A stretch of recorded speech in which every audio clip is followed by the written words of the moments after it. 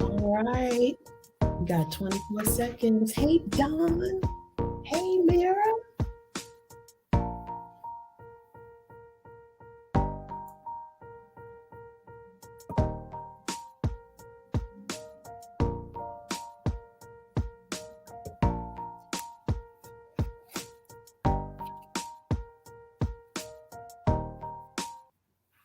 Hello, everybody. How are you?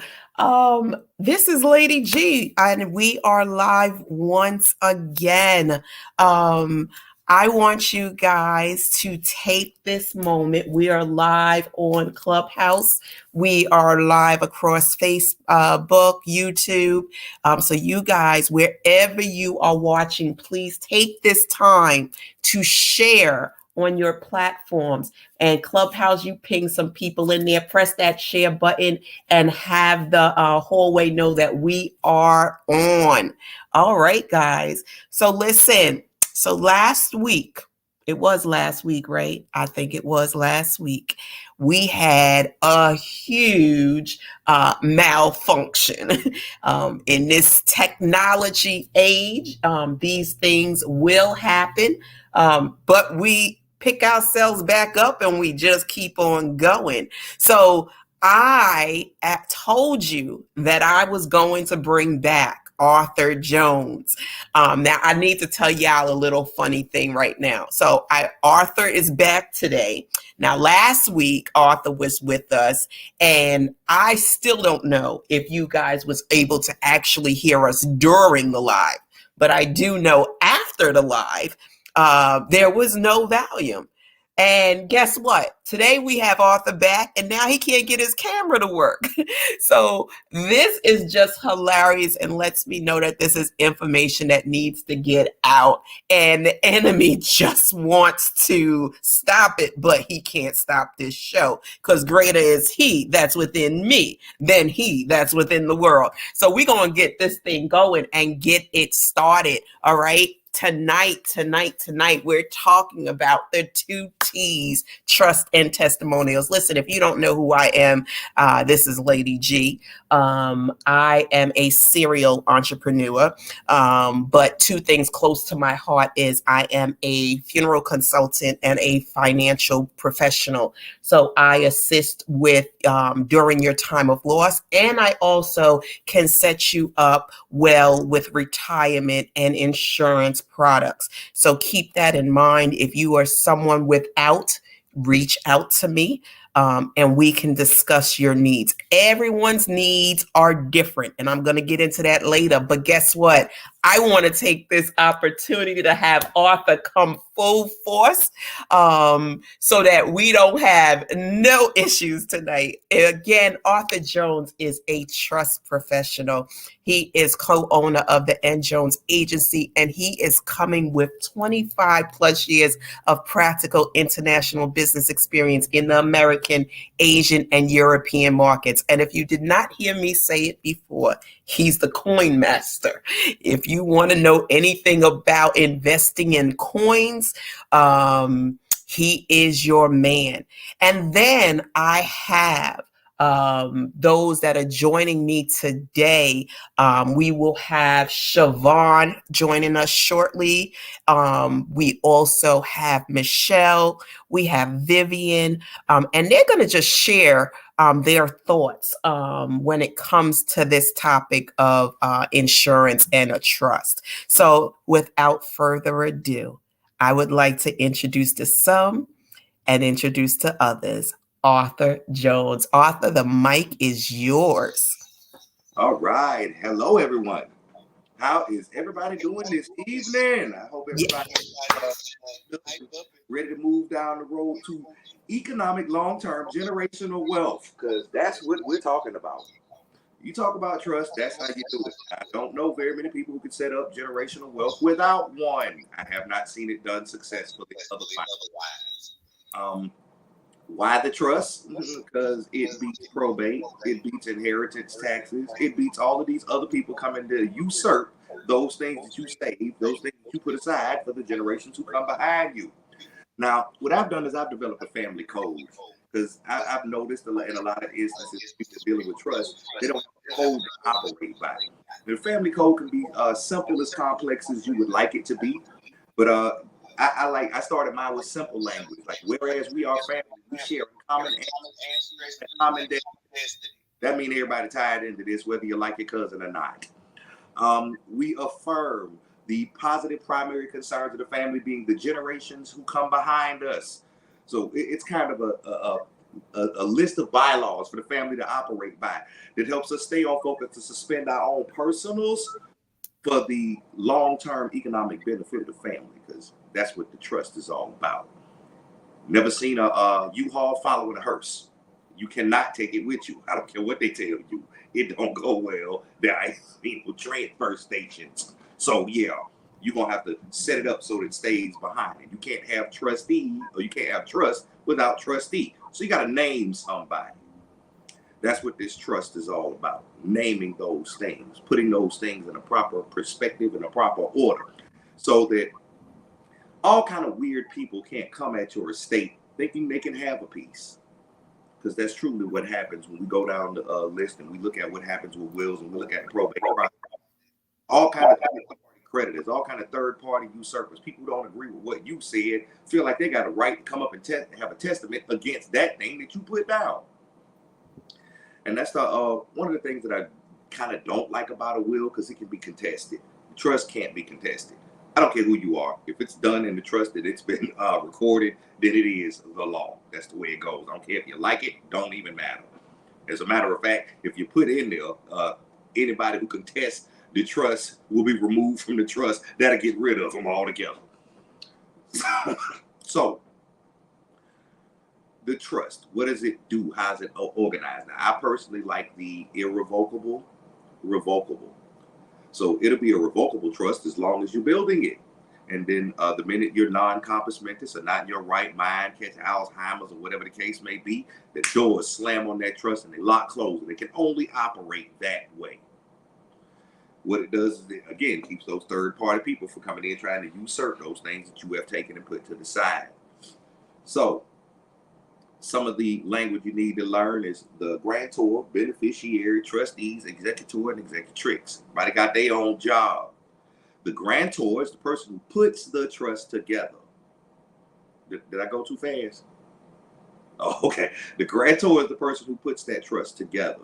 They're the ones who are going to be the initial person to transfer properties or ownership to that trust. The executor or executrix is the person named by that grantor to execute the rules or the confines of that trust. The beneficiaries, those are all the people who benefit from the trust being established, and the trustees are the people who are entrusted with carrying out the operations of the trust. Everybody cool with that? Y'all kind of got what those people are, what they do. All right.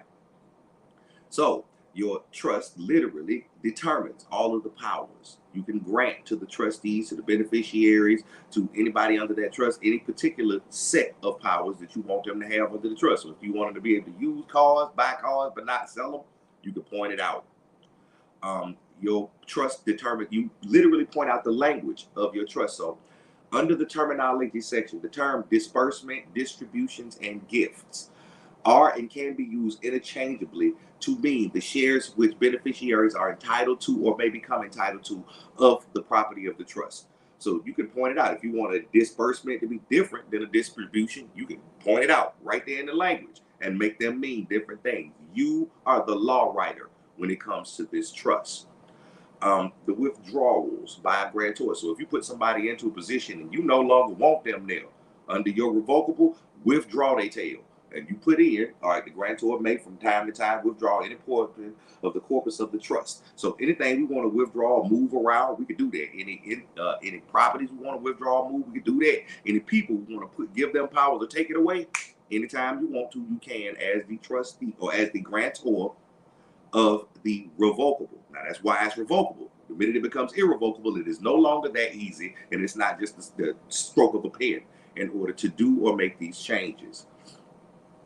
Okay, So your trust can own trusts. Your trust can own anything. Your trust can own nonprofits, businesses, companies, corporations, property, titles, and anything else that a person can own. You must name what those things are. You must assign how the trust manages those things. If you leave it open, then it's up to the state to decide. If you allow the state to decide, they're always going to decide that they get to keep everything and your people get nothing. So don't leave anything open.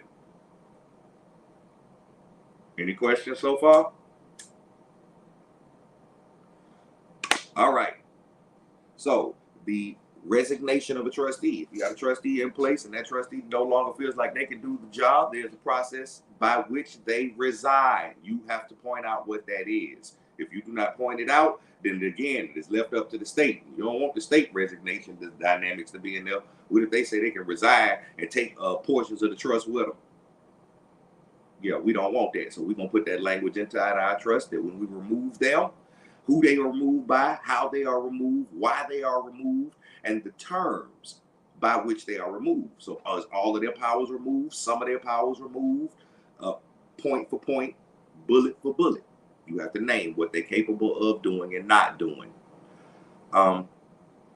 Your trust will point out the liabilities of the trustees. Do the trustees carry any liability, or is the trust going to absorb it all? If they operate outside the confines of the trust, they carry the weight. Make sense? All right. Any special powers?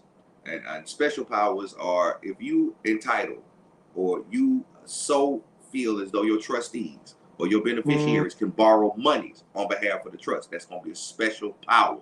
You have to assign it. Otherwise, they can't do anything. If they have special powers to close bank accounts, invest in stocks, or any of those things, you must point them out.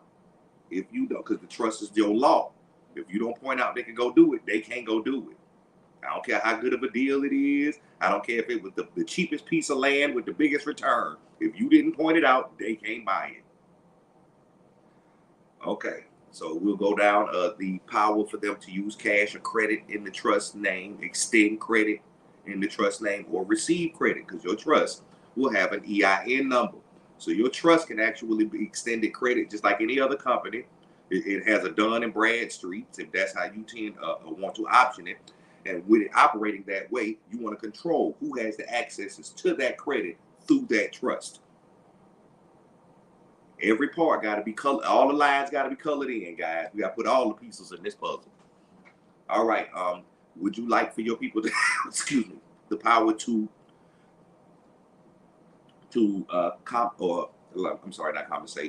negotiate on behalf of the trust, or would you like that power restricted to the executor? Now, what that means is if your trust is going in to purchase a vehicle or it's going in to purchase property, that trustee can't go say nothing. It's going to have to be the executor that does the negotiation. Y'all see why these things are important, right? All right. Children's subtrusts. So if we got babies and we want to make sure the babies have the things but don't get to blow the things, this is where all of those things are covered in the children's subtrust. Each child will have their own subtrust. A, B, C, D, E, F, G. Excuse me. It's done that way so that because children are different, one child may be more responsible than another one. So you separate their subtrusts in those ways so that a responsible child has less limitations, a irresponsible child will have more limitations, and you can kind of balance the responsibility or the distribution of those funds in a subtrust through. So if, say, your youngest son would be under subtrust C, and your oldest daughter is the one who has all of the smarts and she can handle the operations as a trustee under the trust, then you can have that youngest child's money managed by that oldest child. Y'all see what I'm talking about? You just have to point out those powers in the subtrust and then assign them, because you want them to have access to the things, but you don't want them to be no fool and go out and blow everything. And that's one of the ways that you can protect it, by separating into the subtrust and then assigning the powers of the subtrustees. All right. discretionary distributions. So for things like graduations and milestones, college acceptances, and things like that, you want to give them special gifts or special distributions, things from the trust that'll either help with that or as a reward for that. So if you got a child who's graduating, then the graduation fees and grad nights and all of that stuff can be covered under that trust in that way, under a special assignment, because it don't happen all the time. It's once in a life for each one of the kids. That makes sense? And that can fall under your discretionary distributions. It is not just for that thing. You can use discretionary distributions for any dynamic, weddings, births, funerals, whatever the case may be. That's what that discretion is. You put it in there, point it out, and that's what it is. All right. Gifts to beneficiaries. Gifts are different than distributions. We talked about the language. What distribution is going to be different than what a gift is, and they'll be taxed differently because gifts are taxed differently than distributions. So any like if you got something physical that you want to give to a person, then you will put it in that gift dynamic, because it wouldn't be a direct distribution of monies or funds, but it would be a necklace or a gold pocket watch or etc. That type of thing. All right. The incapacity of the grantor. And I'm kind of moving around and going through some of the different sections of the trust just to kind of make you more familiar. The incapacity of the grantor. So at any time that the grantor becomes incapacitated, you must point out what incapacitated looks like to you, because you don't want somebody else to go, well, let's Baker act them because they acted a little squirrely and now they can call you incapacitated by their rules and then usurp what you had set up in your trust. You want to point out what that looks like. So if I can't speak, if I can't A, B, or C, you point those things out, and that will be what incapacitated is by your trust. You feel me? It's very important that you kind of put a focus on this part, because this is where people come in and steal wills. This is where people come in and bring notaries in and be trying to sign things off when you are not in your proper state of mind. So you have to point out what a proper state of mind is by this document. Once it's registered, they can't come in with what they say a proper state of mind is. They have to go by what you have already said. All right, the determination of incapacity. So who is going to be the person that determines whether or not you're in your right state of mind? It can't just be nobody you bring in the room. I said it's got to be my family physician of 35 years or more who has been working my medical cases and working with me on my medicine for at least this amount of time. If it ain't that person, then they can't make this determination. You point it out and they can't make it. That's simple. Y'all see how those protections start to fall in place when you start putting these languages into these spots in the trust, into these subsections. Okay. How the trust is managed while the person is incapacitated, and what regaining capacity looks like. You point that out too. So if yours says, I can't talk, thereby I'm not in my right capacity. But as soon as I start back talking, I get put it in there and it comes right back. Is anybody thinking about some ways now where they're looking at defining capacity, defining what discretionary distribution of money is? Are y'all starting to kick around some of those things in your head now? Good. Okay. So surviving the grantor. So the survivors of the grantor are going to be those people who are named as beneficiaries, trustees, executors for that trust. I already told everybody who the grantor is. So who is your initial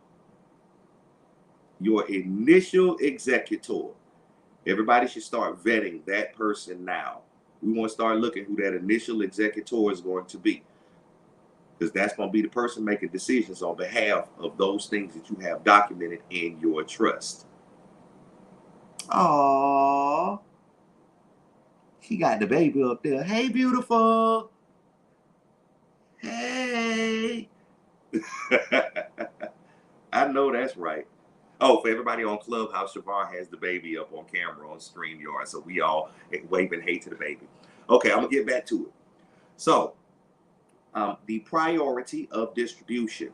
Priority of distribution means you exactly that. You can prioritize how the distributions for that trust are managed. So, in the event that your trust begins to lose money or lose value, you can prioritize those things by which the trust is obligated to do. Now, I would prioritize insurance just because it makes sense. The trust should pay for that and make sure that stay paid for, because eventually the trust is going to benefit and all of the beneficiaries are going to benefit through it. So that would be one of those things that you put as a high priority. You choose how you prioritize those things, but make sure you have some list of priority.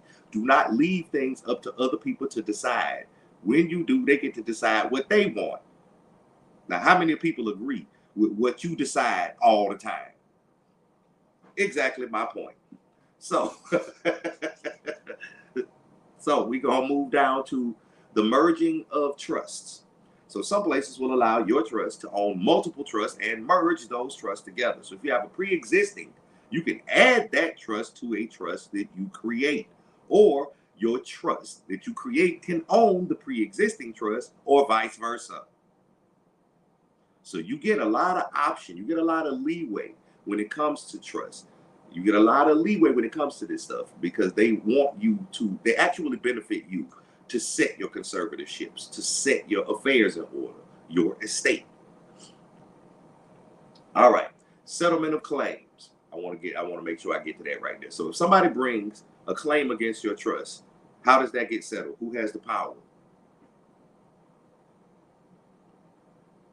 Whoever you tell got the power. So if you say you want your attorney for the trust who is named to operate the settle claims, then that's who will do it. If you want the executor to do it, then it'll have to be the executor. Whoever you name is going to be the person who has the power to make those decisions. You're starting to see why that principal executor is such an important person. You gotta vet them before you put them in place. Okay, your trust can also provide with spendthrift. I ain't gonna even get into that, but anybody who's familiar with 401ks and investing and things of that nature, then you've heard the term before. You kind of familiar with it already. Your trust can manage your spendthrift provisions. All right, so let's look at let's go here. Changes of situs. That's if you change anything around. Because if you make any changes, if you add a thing, if you remove a thing, you must add it to the recording. So your trust is recorded. All of the trust properties will be recorded. If you add property, you must update that additional property to that trust. It needs to be recorded. If you remove property, I don't know why in the world you would, but if you remove a property from the trust, then that needs to be updated as well, and it needs to be on the record that that property has been removed. Now, and the reason I say that is because I'm a firm believer that the trust is supposed to hold all real property indefinitely, in perpetuity. It is never supposed to sell it. You can leverage it, you can lease it, but you can never sell it. That just doesn't make any sense. Okay. Once you have the trust organized, you'll of course have servability, and that'll be a section of the trust that talks about what law will have governing and defining and how that trust is served, be it county, be it statutory, be it federal, or under whatever maritime or tribal laws that you have it under, how it is executed at that law. Your certificate of trust will be once you have registered or recorded. And I say those are two different things. If you're doing a statutory for-profit trust, it'll be registered. If you're doing a private trust, it'll be recorded. They're two different things. Recorded means it's on the record, but you have not surrendered in the authority of management. Registered means you have surrendered an authority of management to a degree. Y'all straight with that? I think we got that part. Mm-hmm. Okay. All right. So we just talked about the governing law, of course, and that can really depend on what you have, what you're protecting, and how you're protecting it. If I got properties in Europe and in the islands and in Alaska, then I'm going to need an international trust. If all of my properties are in one state, a statutory could work. If they're in multiple states, then I might need something on a federal level. So it just depends on what you have and what you're protecting and how. That's going to determine what the governing law is. Of course, everything will be witnessed and notarized. Wave your hand down there, Siobhan. Everything will be witnessed and notarized. That notary signature helps make it law. Once you file it with the county or respective agencies, it becomes your law for your estate. All right. So when you have your subtrust, we talked about them a little bit. So each one of the children or each one of the subtrusts will have all of its properties, all of its asset value, all of the descriptions of those things will be pointed out, point for point. If it's a house, it'll be pointed out as a house. If it's a deed to land, it'll be pointed out as a deed to land. If it's water rights, mineral rights, air rights, whatever it is, you will go point for point. And then the asset value of that thing will be assessed in reflection. So if I have mineral rights to 2 acres of land, I'm going to have mineral rights. I'm going to have the 2 acres of land. I'm going to have the deed numbers and the lot numbers from the assayer's office. And I'm going to have the estimated value of those mineral rights to that land. All of those things must be pointed out, point for point, all the way down the thing. Because you'll be surprised how quickly you will create a lot of asset value in the trust. Because a lot of things that we don't look at as being value property really have value property. When you start putting them into the trust, you start attaining, you start to get the mineral rights, the water rights, you start to get the allodial titles, you start to get MCO numbers to vehicles, and you start to really pull all of the value away from the third party people who have strings attached to it and start to put in the trust, and you start to see how quick it starts to recapitalize. Now, that's also one of the advantages of the trust. It recapitalizes those things that you purchase because all of its asset value has to be listed and then recorded lawfully. So, author, Uh-huh. let me get myself unmuted on Clubhouse here. Okay, we have a question. So the question is, if a person didn't have a trust, but just a living will, is it legal to remove someone who was on the will and take them off? The person had dementia. They got powers of attorney.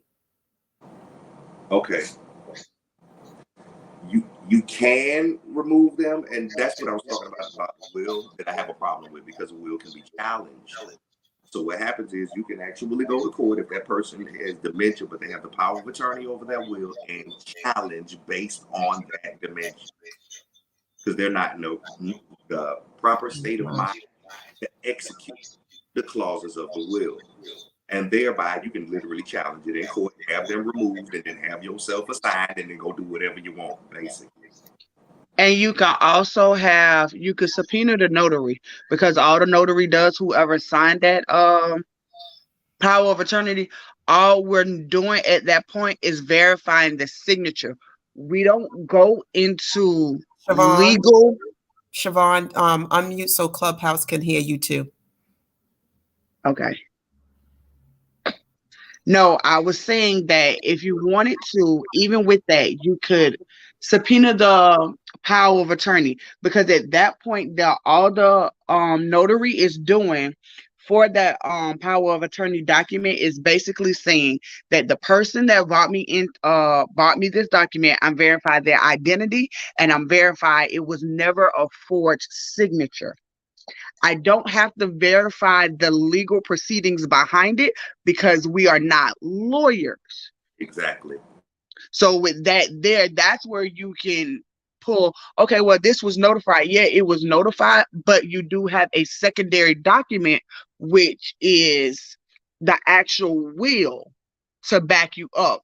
When at the time or what I would suggest, any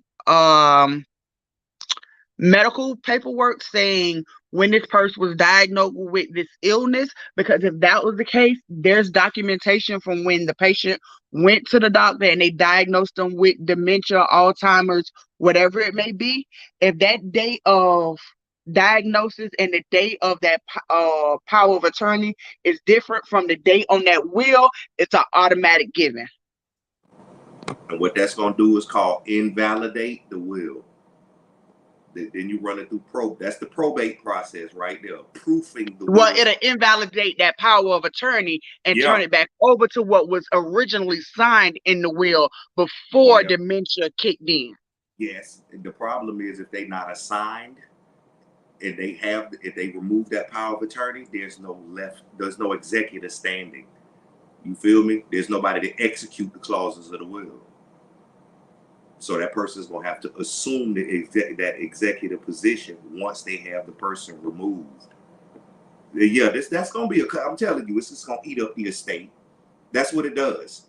It eat up the estate because now they're gonna go back and fight, and everything the estate has to do, the estate has to pay for.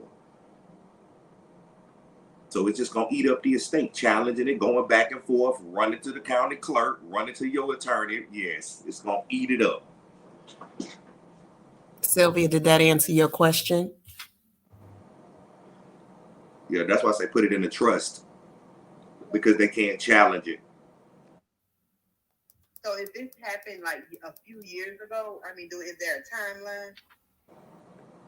Yeah, most probate is they're gonna give you some kind of timeline that's gonna lock it in.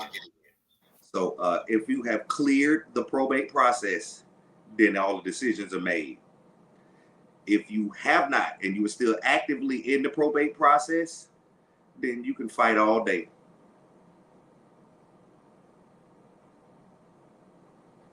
Yes, ma'am. Yeah, as long as you're still in probate, you can challenge.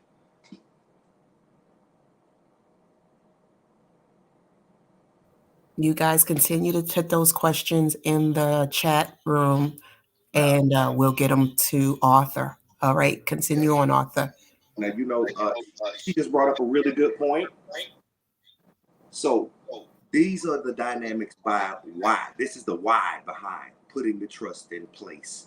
Because when you name those successors, when you name those executors and those trustees, you assign those powers. So now if that one person who you named as your executive cannot lawfully uphold or abide by those rules in the trust, you can have secondaries. You can already name who those people are.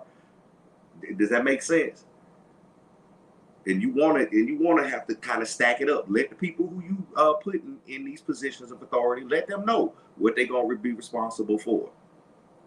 Let them know what it looked like. That's why I like dealing with trust on the family dynamic or the family basis, because when you start involving third party outside people inside of stuff like this, then they're incentivized to try to steal from you. But when it is internal, then it's real hard. I want if my kids steal from each other, they steal it from each other, and they still gonna take care of each other because they ain't got no choice. Because the rules say you got to take care of each other, or you can't have it. If that make any sense. But I would hate for some lawyer to run off to Barbados with their life savings. That's not cool.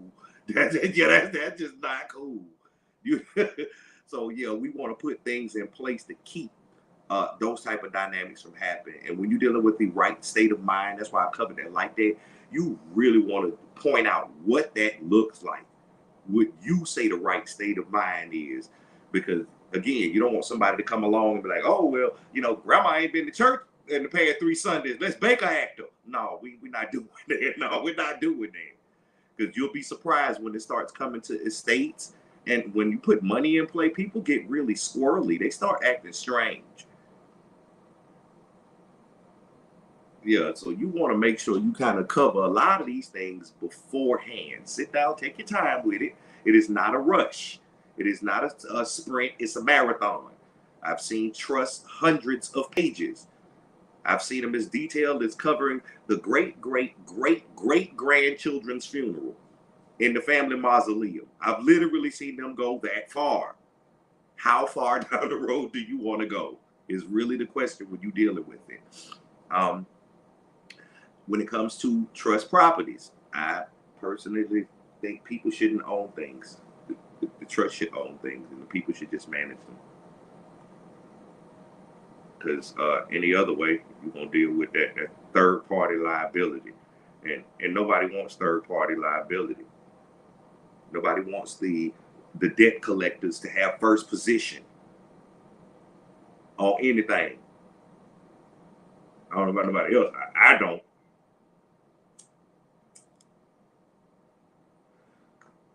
Arthur, let me ask you something. If I wanted to create a trust, do I have to be rich to do so? No, Or ma'am. how much would someone be looking at average to start off a trust? You can fund a trust with anything that holds or will retain value. You can fund a trust with a coin. It just needs to be funded to come to life. You're going to add to it over time. So it doesn't make sense for you to wait till you already have assets before you start it. I You have can a question to piggyback off that. go ahead. Let me open the mic on Clubhouse as well.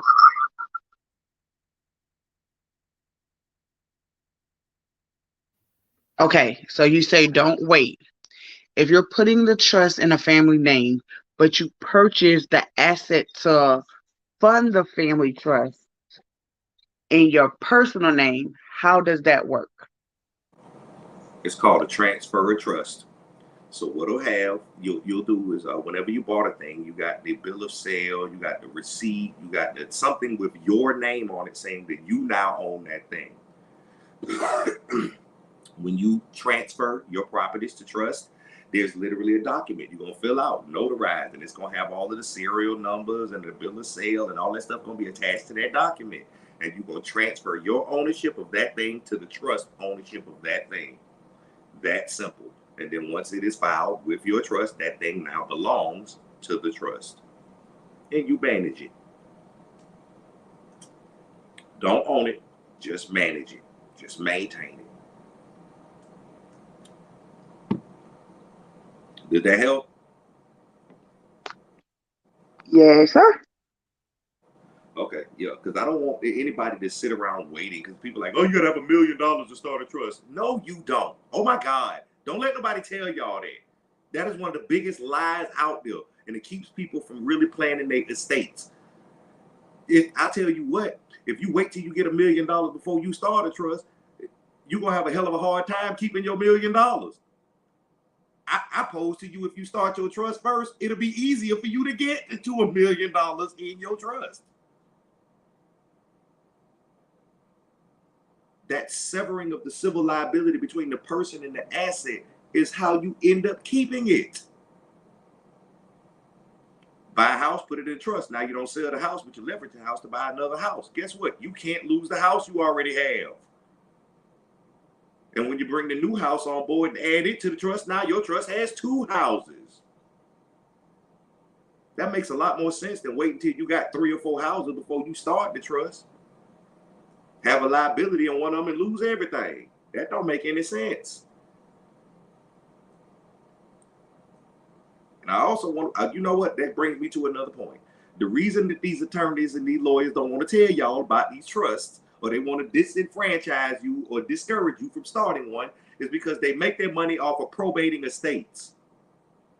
Probate is required that they have a lawyer. They know they're going to make more money off of you in probate than they will if they set you up a trust. Unfortunately, they're looking out for the industry of law and not looking out for the people.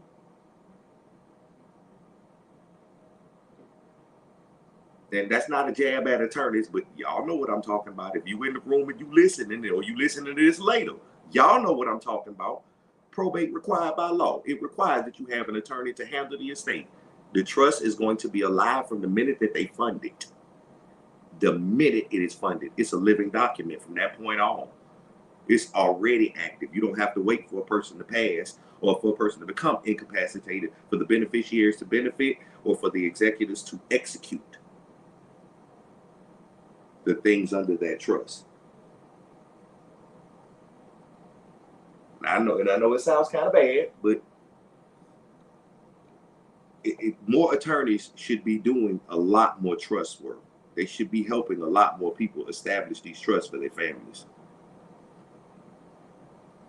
Do we have any more questions right quick? We have a question on Clubhouse. Go ahead. Who was that? Naima. Hey, Naima. Go ahead with your question. Hi. What are your thoughts on an express trust? The question was, Yes. what are your thoughts on the express trust? They work fine. Look, this is the thing. Any of the trust structures will work for you. Any of them will work for you. You just got to set them up, and you got to put the wording in, and you got to get it recorded. You got to get it on the record that this is what you want done.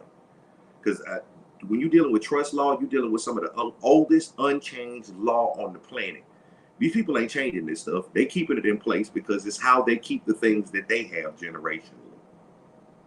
So if you running through Sister K, if you running IR, if you running revocables, if you running express, all of them work. Ecclesiastical trust work. All of them work. There's not one trust dynamic that don't work. Land trust. All of them work effectively too. It's what's going to be the best for your situation and what you're doing and what you want to protect. You feel me, Naima?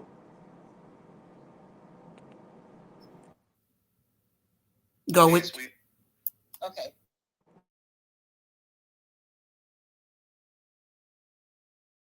So I have one daughter, and of course, she's going to be the beneficiary. Are grantors allowed to be trustees as well, or does that does something to the trust structure?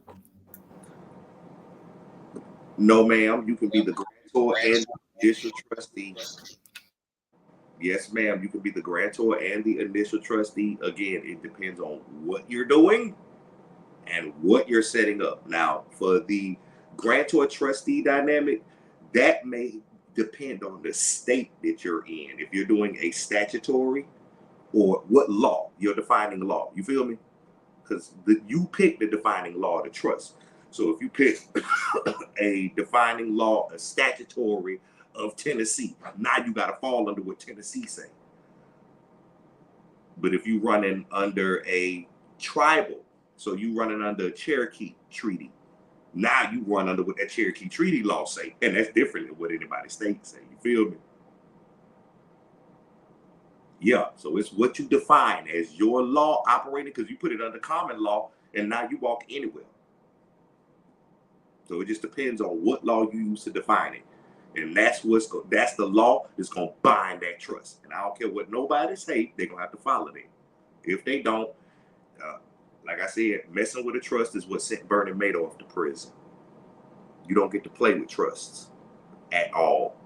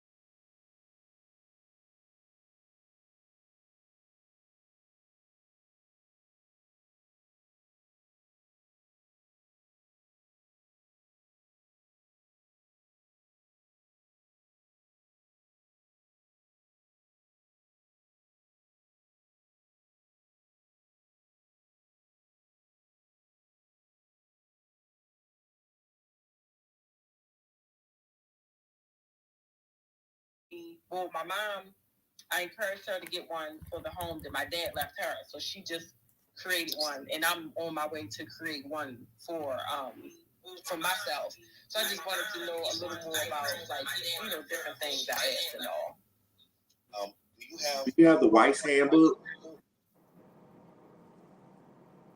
Yes, I have that. I Okay. have declaration. I mean, ABC Trust, Declaration of Irrevocable Trust, and I also have Make Your Own Living Trust. Okay. You got some good material. Yeah, that White's Handbook is thorough. It'll help you learn how to operate the trust.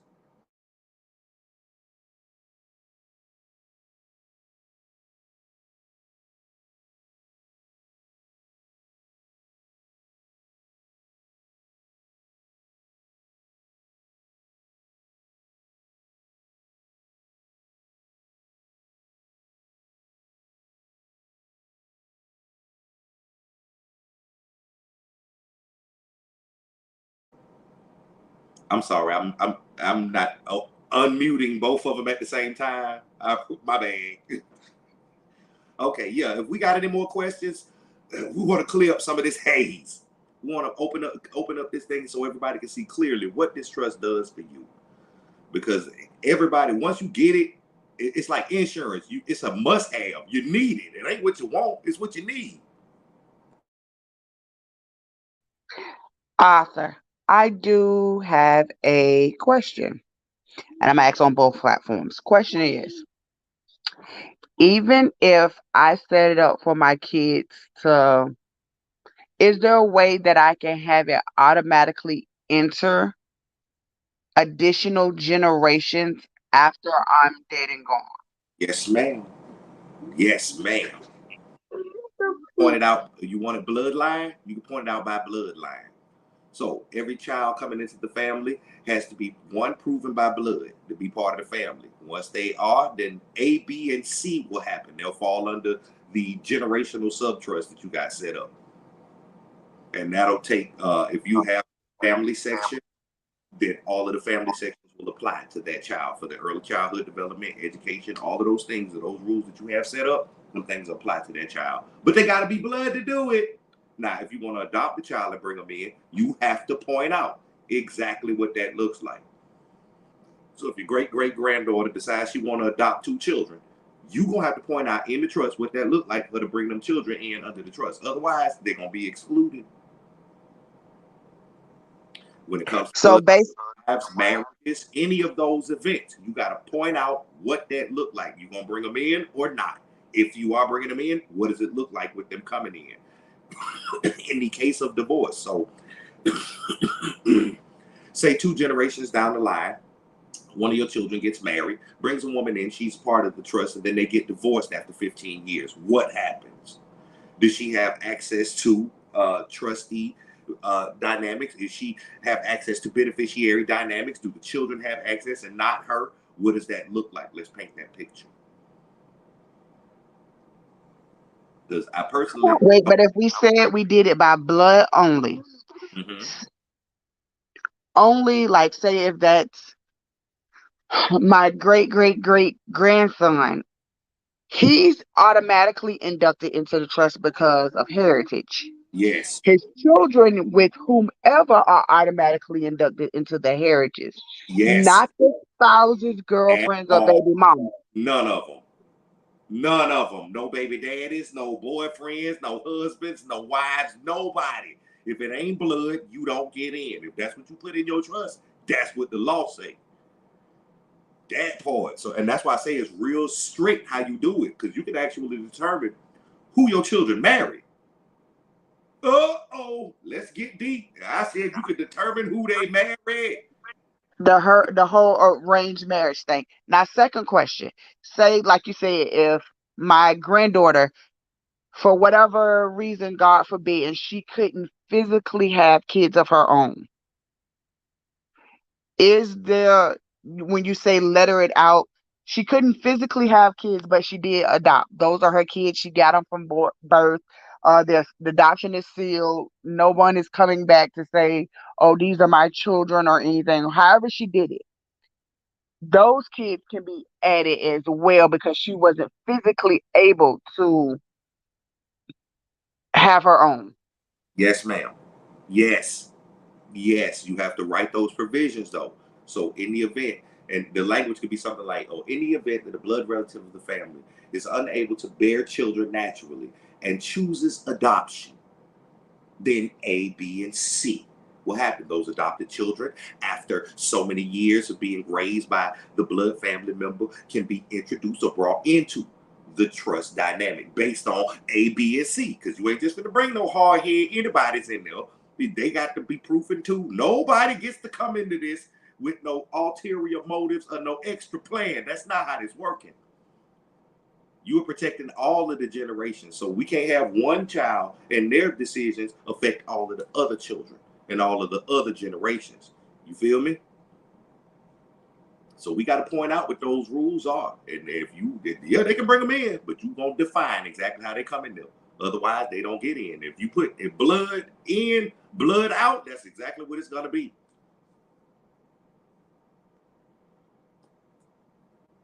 Did that help?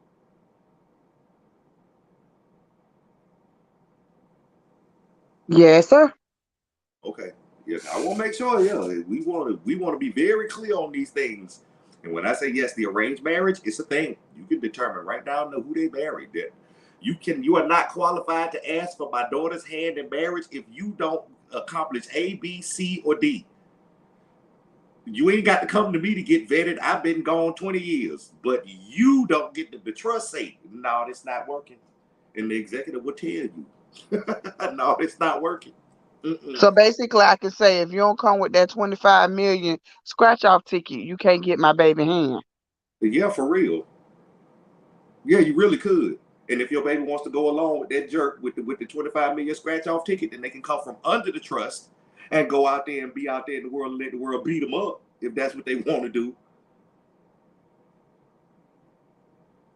See, your love is unconditional, but your money come with rules and strings attached. Your love is unconditional, but your money and your assets, they come with strings attached, people. Y'all better attach them strings.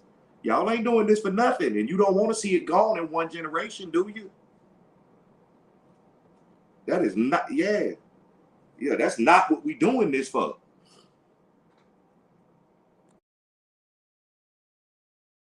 So those decisions for them, you know. Baby, look, I've seen a couple of them. Oh, okay. Look, to Landra, I done seen a couple of them.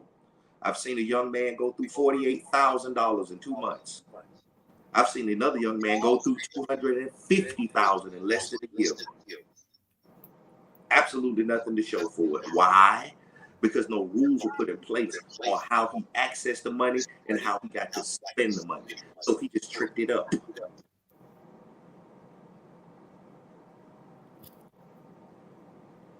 That's what I'm talking about. Yeah, we got to put simple rules in place. And I know they look, they seem complex right now, but I promise y'all want to put these things in place. You, because ain't nothing worse, man, than you doing all of that work and like I feel it for the young man because he's got a brother. His brother is still moving. The things are working like they were supposed to. He followed the plan mom set up for him. One brother did, the other one did. You know how to say the good son and the bad one. Yeah, it's one of those type of dynamics. One of them just flew right through it. And now his older brother got to take care of it.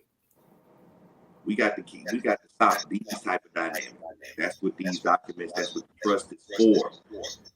Without them, you get whatever the state gives you. And Lord knows you don't want whatever the state gives you. I ain't never known to get anybody anything but a hard time. I had a question. So remember, Arthur, when they were talking about how Kamala Harris stole Nina Simone's trust from her daughter, or her daughter or her granddaughter. How would something like that happen? Unlawful. Unlawfully. That is how. Unlawfully. Because she went directly against trust code. The problem is the young lady did not have the proper legal standing in order to combat that. Because it was a public official who was going into a private trust. Y'all already know that's unlawful. She was operating on behalf of the state. That ain't how that worked.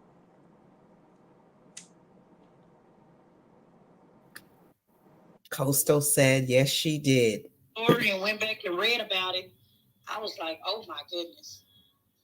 Yeah, she's operating completely unlawfully. That's not the first unlawful thing that young lady has done. I'm not going to get into the politics dynamic, but that's not the first unlawful thing she's done. Let's put it that way. Suffice it to say, the trust has the protections there. And that's why I say it's really important to know how to operate the trust, how to move while you're using it, so that stuff like that doesn't happen. And what happened, she kind of usurped the girl's trust because of its inactivity. Nobody wasn't going moving on behalf of the trust. They weren't executing the things that the trust said was supposed to be executed. You can't just have it out there and do nothing. That's why you name the executives. That's why you put the beneficiaries. That's why you have the rules that they have to follow. And I don't want to get into the politics of that, but that was real nasty what she did. If you've read that case, you know what I'm talking about. That was real nasty what she did.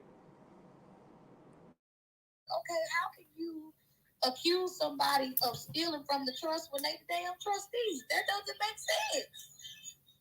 Well, it does. Because again, you got to do what the trust says do. You got to follow the rules that are set up in the trust. You can't just do whatever you want. Trustee powers are really specific. You can only do what that trust says your powers are as a trustee. And if you start going out and going against that trust, now you in the problem. Now you in the mix. And the problem is Nina Simone's her trust was statutory. Had it been under common law, it would have changed that because Harris wouldn't have had the ability to operate on behalf of the state to go into the trust. You feel me? Yeah. When you register a statutory regis, you have given them the ability to act in dominion. That's why you only record. That's why I point out that difference, because it means there's a lot of little moving parts in there. So if you record your trust with the registrar instead of registering your trust with the registrar, they don't have the ability to do the thing. They just have it on the record that you have the thing. So now we don't have to worry about trustee improprieties or the state stepping in saying they acted on behalf of the trust because it's outside of their jurisdiction. You feel me? Y'all with me? Yeah, I'm listening. Yeah. Yeah, we don't want it in their jurisdiction. Don't put it out there like that, because that's how stuff like that happens. That's why I say everything is really particular to what you want to do and what you want to protect. Because she's one of the few that something like that has happened to. It doesn't happen very often, where you have the state intercede into a trust. It has to be some real improprieties going on before they can. Because they got rules they got to follow. The trustees can't be acting in the best interest of the trust. The executives have to be acting outside of their scope of duties as named by the trust before a third party can step in and say anything, even if it's statutory. You feel me? They kind of got to hand them the football before they can run with it. That's why I stress learning how to operate the trust.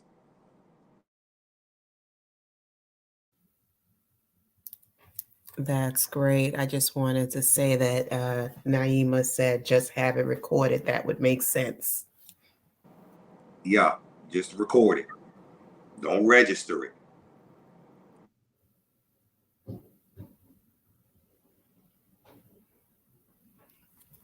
Awesome. So I just want to slide life insurance and this trust in. I have a question for Arthur. So I had a client who said that her son told her that no matter how many insurance policies she got, he was not spending more than $40 on her funeral. So is that a good thing to have a trust in place so that you want to make sure that your wishes are abided by when it comes down to the insurance aspect and how you're buried? Absolutely.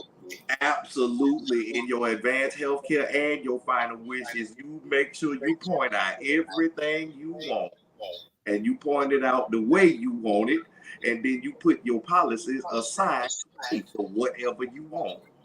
And then they can't do anything but what you told them to do. So Yeah. my child would not my my child would not be able to uh, take the cheap way out. If I want to be buried, cremate me so there's more insurance money for them to run off with. If I have directions written out down to the color I want to be buried in, it could be in that trust. Yes, ma'am. The flower, Awesome. the singer, the eulogist, what color, how you want your hair fixed. And he don't get to bury you for $40 either. Yeah, that $40 burial, you don't get to bury nobody for $40 either. We not doing that. That's how that works. Oh man, it's good if you've already got this stuff planned out though, because if you have a particular funeral home or somebody you're working with, you can make them direct payable. Really, you can. Yeah, so he ain't even got to see the money. It'll go to them to handle those arrangements. Oh yeah, you can do anything you want to. You just got to put it in writing.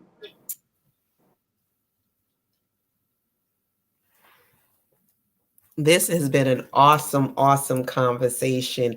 Does anybody have any questions for Arthur on this trust thing? I'm so happy that we are coming back with all good questions. Any questions? Raise your hands in the audience on Clubhouse. You can come up and ask if you don't want to type it in the chat box. All right, Arthur, you want to wrap up on your end? Okay. So yeah, it's the trust. You can't have a trust without trustee, and it's real hard to have success without successors. You have to name these people. If you do not name these people, the state will give you whatever they want, and you do not want that. Trust me, nobody wants what the state is gonna give you. They ain't gonna give you nothing but a hard time. They're gonna take everything that ain't nailed down, and then they're gonna show up with a crew with hammers, and they're gonna pull all the nails up and take that stuff too. So, so I would advise everybody get on your trust mission, start to organize your affairs. You plan your estate while you are here, not when you are leaving. Plan your estate, get your affairs in order, be able to move and have those protections in place, because you walk a different walk when you have your things in order. That a lot of those fears, you assuage those things because you know already what's gonna happen. You know who's gonna take care of your babies if something happened to you untimely, and you know how they're gonna be taken care of because you got an insurance policy to cover their benefits. You got to trust to determine how that insurance policy is dealt to whoever's covering their benefits. You got somebody watching their back, you, from beyond the grave, on paper. So with that being said, I'm gonna kind of close out of the trust dynamic because I know G got some good stuff over there on the insurance dynamic. And look, these things go hand in hand. I tell people all the time, when you do this right, the language of your trust will say, for all new members generationally brought into the family, 2 insurance policies must be purchased as soon as that child is available to have coverage under insurance. So the trust will put the first 2 insurance policies on them, and it will pay them insurance policies. That part, what it look like. They always covered. And with that being said, I'm gonna drop my mic and open up the floor. All right. Looks like we have a question here. And I'm going to ask, let's hope we do this. It's on Clubhouse, so bear with me, guys. Hi, Drake. Welcome to the stage. How are you?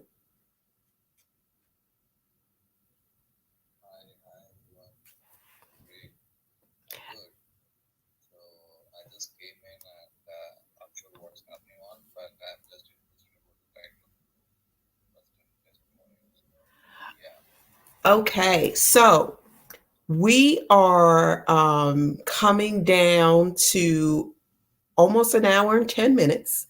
And I want to thank Arthur for going in deep once again on the trust dynamic. It is very important. One thing that Arthur mentioned was the life insurance part. And if you heard a little of what he said last week, or our topic for last week is what are the things that can avoid probate? That was one of the things, life insurance. So always take that into consideration. And make sure that you have your stuff set up correctly. There are some taxes involved if you go over a certain amount. So always know that there might be a tax thing there, but know that having a life insurance policy, you can have the trust own it, and pay it at the same time. It is very, very important to have. If you've heard me speak, and I'm not going to get into it deep, we've already been here over an hour. If you did not catch my live, you can go back to the replay. It is on our YouTube channel, where I break down the importance of insurance, the different types. I will quickly say that you always have two categories. You have temporary insurance and you have permanent insurance. And what lies under temporary insurance is if you have a term policy, that's whether you purchased it for 10, 15, 20, 30 years. They even have 40 now. Or if you have group insurance with your job. And yes, there is that small amount of companies that would allow you to take your group policy with you, but a majority will not. When you quit, you get fired or retire, that policy will not go with you, and you'll be out here looking for a permanent policy. And you may be older, and gonna pay maybe through the roof. It's a possibility. You'll definitely be paying more than if you got it at 30. And also, you don't want to be diagnosed with an illness that would keep you from qualifying for insurance. So again, I'll repeat that. Temporary insurance is considered for term and for group. And that is group is what's given by your job. Permanent is whole life, fixed universal, variable universal, index universal life, and final expense. Again, I go deep into those on a live that we did a few weeks ago. You can always go back and look at the replay. Even better, you can go and grab my estate planning guide and life insurance with living benefits ebook, which will always also break those down so that whoever you get a policy with, if it's not me and it's somebody else, as long as you just know what you're getting and that it's fitting for you, because everybody's situation is different. So what might work for you might not work for me, and might work for my neighbor might not work for me. So we try to make things customizable to your needs. So if you want to reach out to me, you can do that. My number to the office is on the screen along with the email address. Listen, I wanted to have this discussion to hear from other people, because I believe that when you hear from me, it may seem like, she's in the industry, she's just talking. So I have a few people here that I would like to get their opinion or what they have experienced when it comes to either a trust or with insurance. And the first one I would like to, if she is available, I'd like Siobhan to go first to let us know her thoughts on the topic of insurance. Siobhan, are you there? I am here. I was just changing the baby. Um, Unmute on Clubhouse.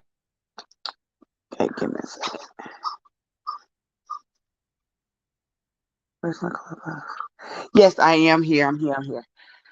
For me, I think I've been on both ends of the insurance spectrum as far as learning insurance and being with, certain agencies who drilled in term is the best and invest the rest. We shall not name those on these public platforms to call anyone out.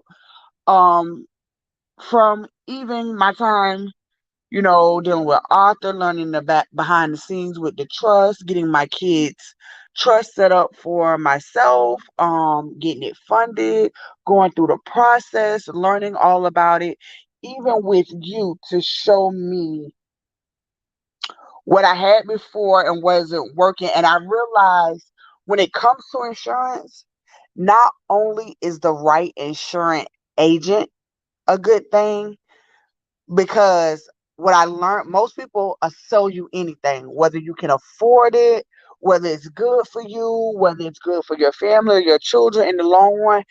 It's literally how fast can I get a sale and how long can I keep you paying those monthly premiums so I can move up on the ladder to become the next title.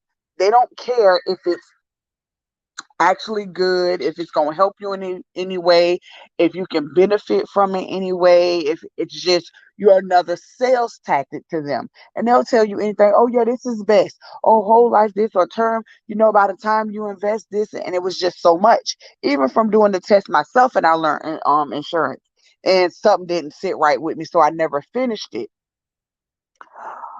But when I had my one-on-one with you, and this is my testimony, guys, I would say I was actually shocked to learn something new. And I'm always excited about learning something new, but it was amazing to have Lady G sit down with me one on one, lay my whole family out, and I have 4 kids. I am a serial entrepreneur as well. As she mentioned earlier, I am a notary, amongst other things. I am a caretaker on the weekend, food enthusiast, and so much more. But for her to sit down and show me one on one how my 5 year old can be worth more than 30 million before he was 30. I'ma say it again. My 5 year old starting now can be worth more than 30 million. So to scratch off that everybody buying books by the truckloads, if I just wait and had a little patience, my son will be worth more than 30 million before he was 30, tax free. And at any given time, I could take that money out if he needed his car, if he was going off to college, if he was getting married, if he had a baby of his own and just needed it. It was just so if God forbid he became ill within it and he needed that money then just to sustain a comfortable life or time of living until his untimely demise. It was just so, and I was like, wait, you mean to tell me that a few monthly payments into something that I can't go wrong or lose on? So this is, I'm not a gambler. God knows I'm not a gambler. I hate to lose my money. The only way I gamble or make a bet on something unless I know for a fact I know all the rules and I know I'm gonna win in this one. This was a sure thing. You mean to tell me I can make monthly payments on something and make my children millionaires? Mind you, I had my first child at 19. So you mean 19 years ago, this child could have been worth more than I've ever seen in my entire life. As of now, if only I had the right person, not somebody that was just trying to make a sale off of me, but the right person put me in a position for me and my kids to be okay. That would have been awesome. My baby graduates this year, and you mean to tell me how many high school seniors outside of rich families you can say, oh, girl, by the time I graduate, I'm a millionaire. What your mom and daddy did for you. That's my graduation gift. And that was so amazing. So what I did was, the little memes. Come take my money. Lady G, I'm ready to swipe this card. Come take my money. Because for my kids, most parents will tell you they'll do anything for their kids. They'll do anything. But will you really do anything for your children? Will you make the sacrifice to miss out on the Starbucks coffee every day? Not buy the latest Gucci bag, not go to the club, not go sacrifice them $2,000, $3,000 you finna spend on a trip and fund your child's future? Will you really do anything for the benefit? And that's not, oh, I'll die for my kids. How about live properly for your kids? How about invest properly for your kids? Because every parent says it. Oh, I've been over backwards for my child. Take them pennies that you've been saving and Lady G, here go a couple something else. Because this was more sure than the stock market. How many times has the government shut down since 2020 or since this COVID thing? Well, the employees don't know when they get paid. They working for free. They don't know when they're going to give us back our job. This was the only sure thing I knew for a fact. The only sure thing. So, and like I said before, and I've said it, like she said, everybody is different. You didn't have to come into this thing with hundreds of thousands of dollars and these big extra. If only if you had a little bit and say, hey, this is all I can afford right now. The good, and that was the second thing that just got me.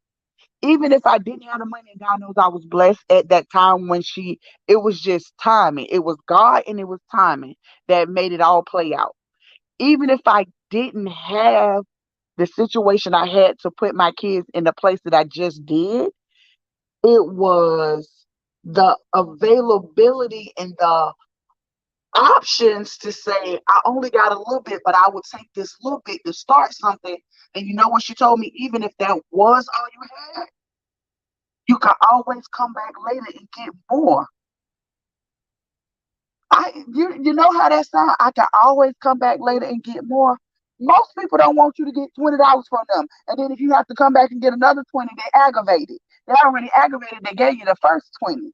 But you mean to tell me if I can give you $20 and tell you to give me $50,000 off my 20, and then I can tell you, you know what, I got another 20. Can I get another 50? And you tell me yes. Do you know how good those odds is? You couldn't beat that in the casino in Vegas, baby. You couldn't. It don't get no better than that. No way possible.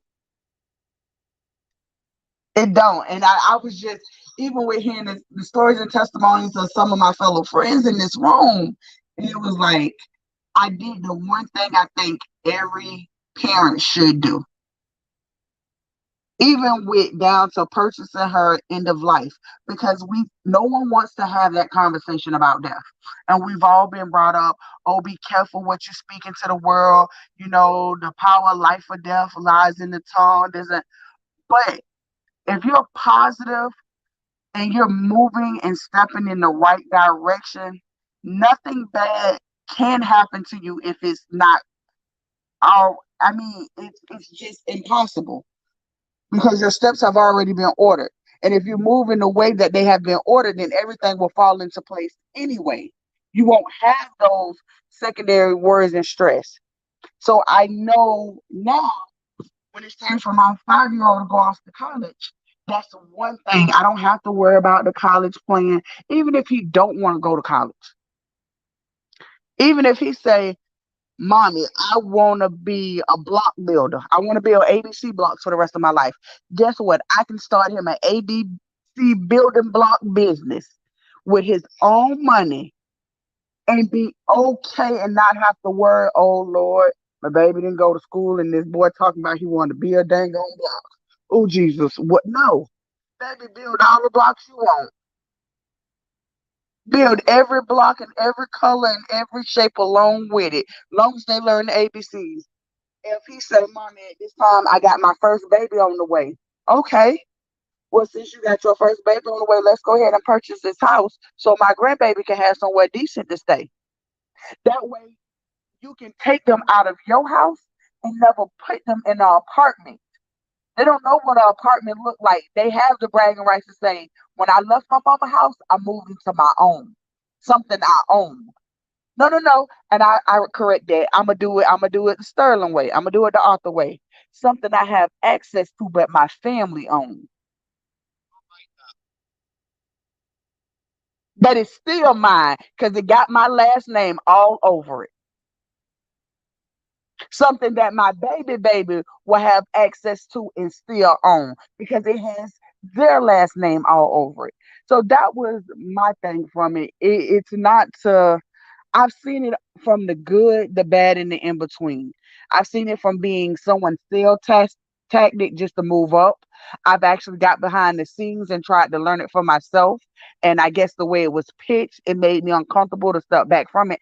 And then I've got with somebody who showed me every company there is, not just, oh, go with this company here because this the best.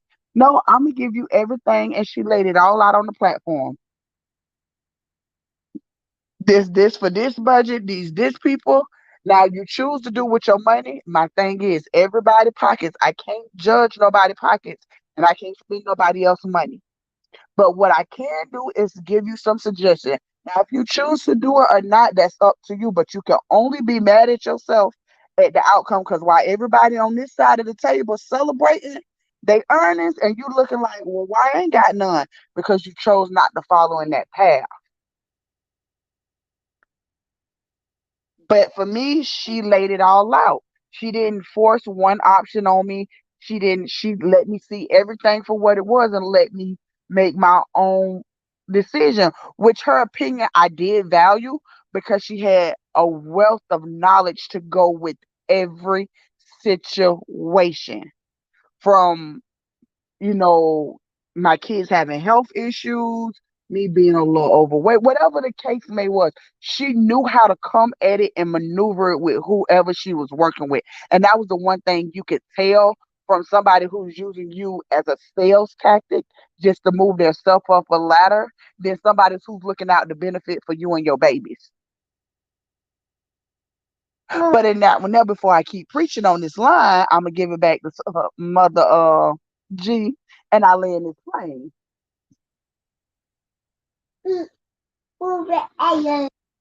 I'm trying to get unmiked on Clubhouse. Okay, there it goes. I couldn't unmic.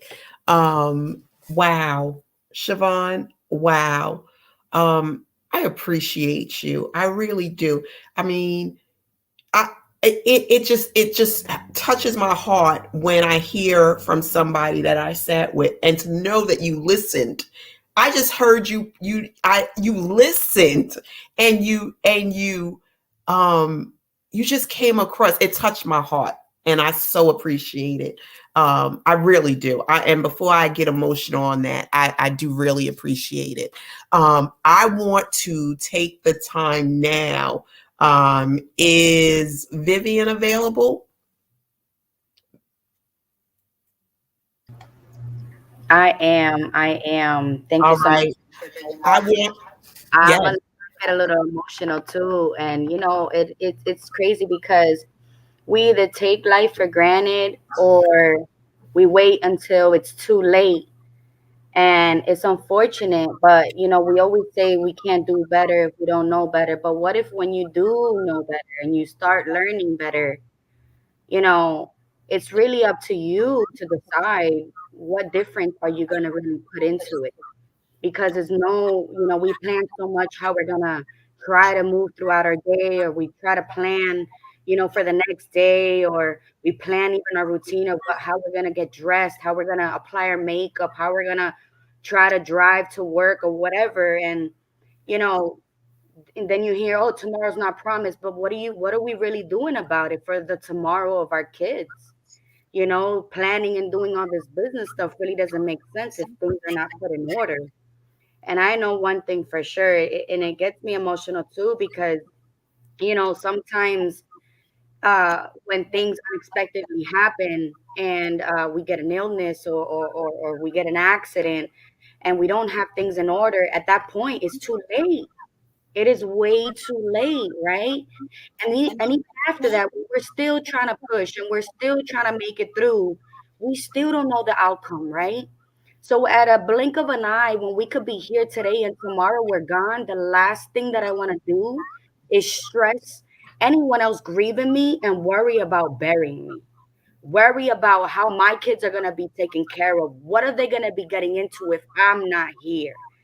And see, those are the things that we don't think about, but we really should, you know. And it hurts my heart to know that, you know, a lot of people can get, you know, so much things planned in their daily routine, or in their monthly day, you know, routine, and getting all dolled up and buying all this expensive, uh don't even let me get into it, but because I know, you know. But a lot of the times, even me speaking, that we have to go through things to really realize and open our eyes, like, wow, if ain't nobody gonna do the difference, I gotta do the difference. I gotta do the difference, you know. And that's why, like, thanks to Lady G and her amazing team, made me really realize, and I was praying, and I was like, Lord, I need answers. And not only did it give me answers, but I got direction. I got direction not only to teach my kids, but anyone around that comes in and out of my business. You know, so it's just amazing that they could be so simple, but we make things so hard. We make it so difficult. And what could really be more difficult is leaving this earth behind all the dreams that you were never able to do. That's more difficult. And then people got to sit on it and talk about what you were going to do that never did. So I feel like it really is like a mission and a responsibility into all of us, especially when we're starting a business and we got kids. Just take the time to find out. It ain't that hard to begin with, and it's really not that expensive. It could always get modified, and these are things that not a lot of our generation know about, and we think is basic, but it really is not talked about, and we think it's so expensive, right? But if you really look at it, and everybody has their own budget and can always be adjusted and modified, why not start with, like the artist said, a penny? Start with a penny, start with $1, start with $10. You won't even see it or feel it. And by the time you know it, if something, God forbid, ever happens to you, you've got backup. You don't need to depend on nobody. You don't need to run to Amscot or some loan, or try to work on your credit, oh, my credit. But it's not even based off of that. It's based off what you're going to be committed to do. So, you know, with that being said, I know from my heart, that's what I wanted to share tonight. And it's an amazing team that and I couldn't thank them enough, and for bringing me here on the platform today, and for what they do today, and why I'm showing up and being, you know, a movement. And Siobhan, thank you so much. Arthur, everybody. And you know, it's really needs to be talked about. And I want that the next time that I'm polishing somebody up, that they take the time to really listen. You got them kids. It would be so beautiful to know that you could really rest in peace, like really listen to those words, rest in peace. So if I could leave anybody with that, just please at least give it a try. And if you're so dedicated, that type of person that you can't, you know, you can't live without something, and you're a dedicated person, you're a goal getter, and you're this, that, DIY, whatever, you ain't nothing if you leave this earth with those kids with nothing. And I'm a living fact with that, and I rest my mic with that. Thank you so much.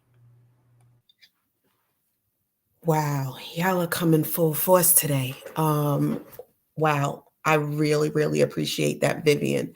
That was also another touching, um, just communication on your part. Totally great, and I so appreciate you.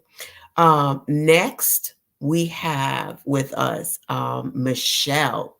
Michelle, what would you like to add? Now, I'm going to preface this.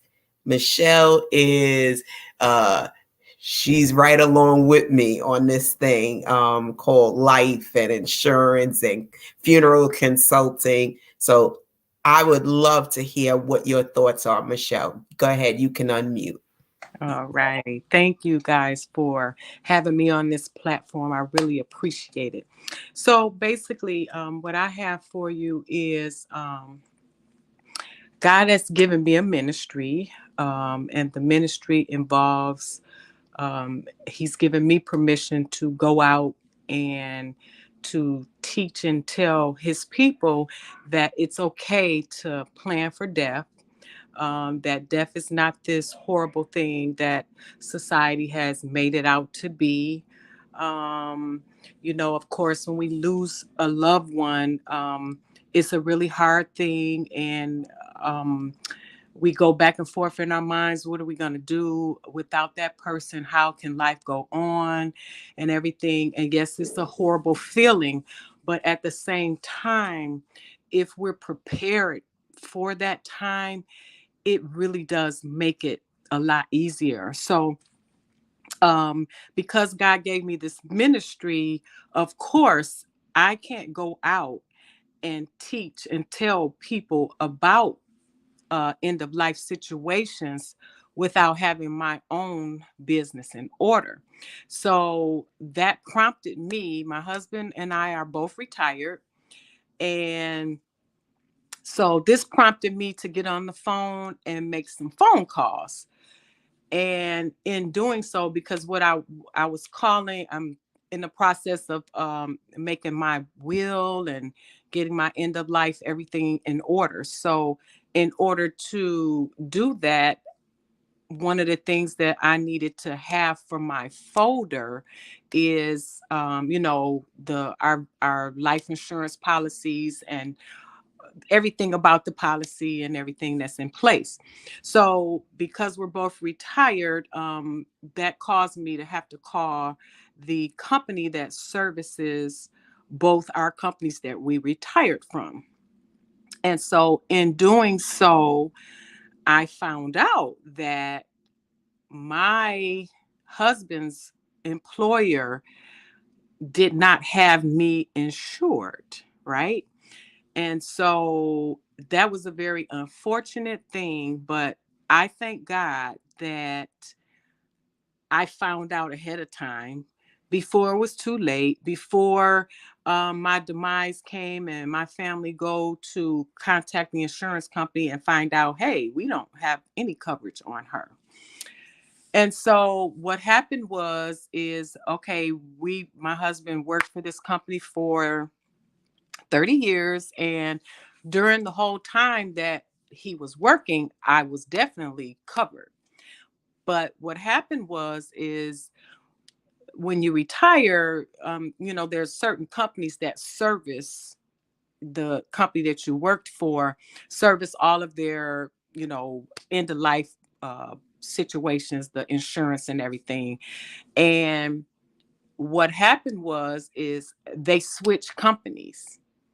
And in the midst of them switching companies, some kind of way, I ended up not covered. So of course I'm making all these phone calls. They want me to, contact the actual company and see, if they have anything on file. And of course I did that. And they tell me, well, no, we can't, we don't have anything. We turn all the paperwork over to the servicing company. And so now we're no longer doing business with this servicing company. So the new company, they tell me, well, you're not on here. We can only go by the paperwork that they sent us. And so basically, everybody was passing the buck, right? And so now I'm thinking, wow, this is really bad because I need to get insurance. And so I ended up being on Clubhouse, and thank God God works very strategically. And I just thank God that I had the opportunity to be in a room where Lady G was speaking. And I found out that, she did insurance. And, in these days and times, you have to be, excuse me, really careful with the people that you deal with on a business level when you don't know someone. Because let's face it, when you're seeking to get life insurance, you have to tell all of your business. You have to tell everything, all your personal, your health, what kind of medication you take. I mean, they want to know everything in order to insure you. So I felt really, really comfortable talking to Lady G, giving her all that personal information just from being on Clubhouse. You can tell when you run into a godly person and someone that God will bring into your life that you feel trustworthy with, that's going to handle the business. And so um, she set up a consultation with me, and I gave her all the information. And thank God I was able to actually get a policy um, for myself, because my husband's job didn't have one on me. So the beauty of it is as Siobhan was saying, she wasn't trying to make this all this money off of me. Her main concern is to make sure that you get insured with the best possible policy for your situation. And I'm so excited and so happy that Lady G took good care of me. Um, and I just need everybody to know how very important it is to not only have your business in place, but go back and check, from time to time, maybe twice a year, do an analysis on your end of life situation.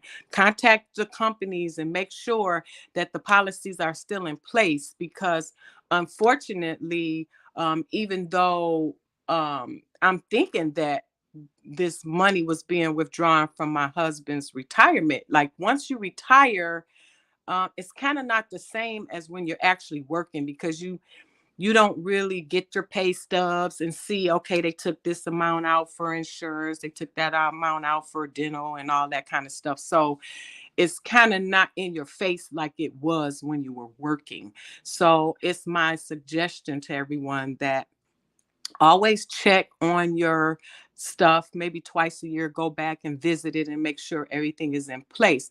Because I must tell you, um, because of my age, the insurance is a lot more than it would have been had that not happened. Because, like I said, I had thought I was insured. I was insured a long time ago, like back in my 20s, I was actually insured. But because this happened to me, and everyone was passing a buck and nobody wanted to say or take the blame for it, unfortunately, the insurance policy that I just got in place through Lady G is based on my age. It's also based on whether or not you're healthy. And I thank God that I am a healthy person, because of my age, um, I might have ran into difficulty getting a policy, because these insurance companies is taking a risk on giving you a policy at my age. You know what I'm saying? So the older you are, the more your policy will cost, right? But me knowing how important it is for me to have insurance, I didn't have any choice but to bite the bullet and take this policy. And even though it is, a higher premium, I thank God that Lady G took the time out to explain everything to me. And I thank God that the company that I went through was willing to take the chance. And I thank God that I am a healthy person, because that could have turned out to be really, really bad. So I just encourage everyone to, hey, get your business in order, your end of life. It's nothing worse than being in a predicament where your family member passes away and you have to go into financial ruins to pay for their burial, to pay for their funeral. I mean, we're all responsible for whatever we have going on in our lives. We're responsible, and we plan for things such as weddings, graduations. We plan for our vacations. We plan for just anything that we have going on in our lives. We plan for it, right? So why not plan for your demise, for your death? Why not take the initiative and make it? Because let's face it, our family members are they're grieving. They love us. They're trying to figure out, what am I going to do without them? How is my life going to go on without my loved one? And yes, this is a hard thing to deal with and everything. But the more we're prepared for it, the easier it makes our family to deal with it. It's easier for them to have to say, okay, I don't have to figure out what she wanted, because she planned everything. I mean, you can get your life insurance, get your trust, and you can even take it farther than that. Plan your funeral. You can tell them things like what songs you want sang, whether or not you want to be buried. Do you want to be cremated? Where do you want your ashes to go after cremation? You can even write your own obituary. I mean, it can be so final that your family member, once they get that phone call, all they have to do is go in the file cabinet, pull out your wishes, and go to planning. What better way to honor our family's wishes than to know what they are and carry them out? Um, so with that being said, I just encourage everyone to plan, get your policies, get your trust together, um, plan your funeral. Tell your family members what it is. It can be things like what colors you want them to wear, what is your what songs you want sang at your funeral. Maybe you don't even want a funeral. I have a nephew whose mother recently passed away, and she didn't want anything, but she did have her business in order. She had her money for her burial and everything, but her wishes were, I don't want a service at all. So you want to honor your family members' wishes, because that's your last opportunity to really carry out what it is that they want. We want to honor their wishes, and the only way we can honor is if we know what they are. So I just need people to stop running from it and to embrace it. Like the worst case scenario, and this just really bugs me to the core, is, and it's embarrassing to have to ask people to help you to bury your family member. Like this GoFundMe thing, it drives me crazy. Um, and I know that sometimes situations cause for you to have to get help with burials, but for the most part, if you have your business in order, you don't have to walk around begging for someone to help you pay. You don't have to um, have car washes, and you don't have to sell dinners. I mean, it's all kind of things that people come up with to try to help. And then let's face it, um, funeral and burial is really not the cheapest thing. So some people will go into financial ruins trying to bury their family member. So I just want to leave you guys with the fact that it is okay. It is okay to plan ahead. It is okay to embrace death. It is okay to be ready and get ready so that you can make that transition so much easier for your family to deal with. And I have to say, I'm waiting on my policy to come in the mail. I'm so excited about that. And Lady G, is all because of you. I thank you for your time. And like I said, I have family and friends, and I will send them to you, because I will be out, and the word, I'm spreading God's word. I'm spreading the word that it is okay to go ahead and prepare. So I thank you again. I will relinquish my mic, and God bless you all. Wow, Michelle. Wow. Thank you again for sharing with us. I tell you, each one of you ladies, you guys blessed my soul tonight. You are my why. Everyone needs to know their why, and you're my why. Down to Siobhan and knowing that her kids are and would be in a better place than they are. And Vivian, oh my goodness, you touch my heart every single time. And then to hear Michelle, could have been in a bad situation, but God did it once again. So I am appreciative, so appreciative. Words can't even say. And you guys do have me really emotional today. It was a rough week. So this just helps me to know I'm doing something right. And as long as he gives me strength and has me to continue on this journey, I'm going to keep running on and see what the end's going to be, because he's given me purpose. I know I'm anointed to do what I do, and I'm covered. And you guys are covered. Literally, you're covered. Literally.